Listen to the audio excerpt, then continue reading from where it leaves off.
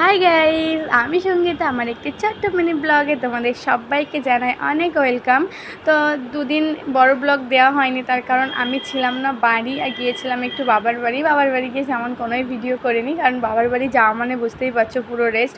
আর বাড়ি এসে দেখো আমার বাড়িঘরের অবস্থা কি, মানে বেড কভারটা আমিই তুলেছি, এসে দেখছি বেড কভারটা মানে দুদিন ধরে পাতা রয়েছে, তো দুদিন থাকিনি, তাই ভাবলাম চলো বেড কভারটা চেঞ্জ করি। আর এই যে মেয়ের পুতুল রাখার জায়গাগুলো পুরো ধুলো হয়ে গেছে, তো তাই দেখো আগে বিছানাটা সুন্দর করে পরিষ্কার করে নিলাম। আর আজকে না এতটা কাজের চাপ, মানে কোনটা থেকে কি করব বুঝতেই পারছি না, তো তাই ভাবলাম আগে বিছানাটা পরিষ্কার করি। আর ঘরের মধ্যে দেখবে বিছানাটা যদি সুন্দর করে গোছানো থাকে না, ঘরের সৌন্দর্যটাই পুরো অন্যরকম থাকে।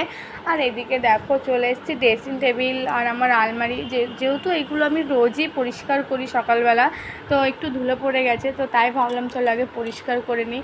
মানে আজকে না কাজে মানে চোখে মুখ মানে কি বলবো, মানে কিছু বুঝতে পারছি না, এতটা কাজের চাপ। আসলে বাড়ি থাকলে না মানে সকাল থেকে একটা রুটিনের মধ্যে দিয়ে সমস্ত কাজ গোছানো হয়ে যায়, যেহেতু বাড়ি ছিলাম না, আবার রান্নাবান্না আছে, মেয়েকে স্নান করানো আছে, মেয়েকে খাওয়ানো আছে, তো কি করব বুঝতেই পারছিলাম না।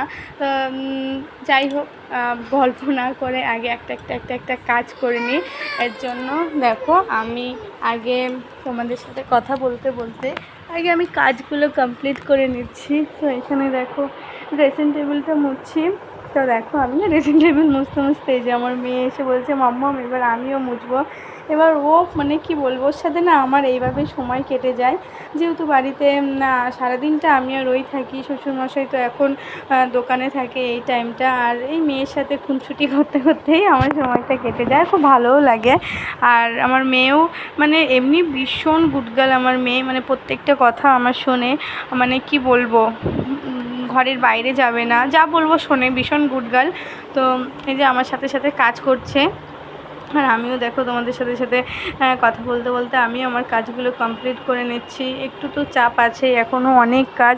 ভেবেছি আজকে আবার স্কুটিটাও একটু পরিষ্কার মানে একটু ধোবো, তো যাই হোক জানি না কত দূর কী করতে পারবো। তো দেখো এগুলো আগে পরিষ্কার করে নিচ্ছি। আর এইগুলো না দেখবে রোজ যদি রোজেরটা পরিষ্কার করা না হয় একদম ধুলো পড়ে যায়। আর আজকে আমি না করলেই পারতাম, ভাবতাম পরে করব, কিন্তু পরে পরে করে না আর করা হয় না। আর আমার একদম ভালো লাগে না যে এখন কাজটা ফেলে রাখবো, সেই কাজটা আবার পরে করব। আমার মনে হয় একটু দেরি হলেও যখনকার কাজ তখন করে নেওয়াটাই বেশি বেটার।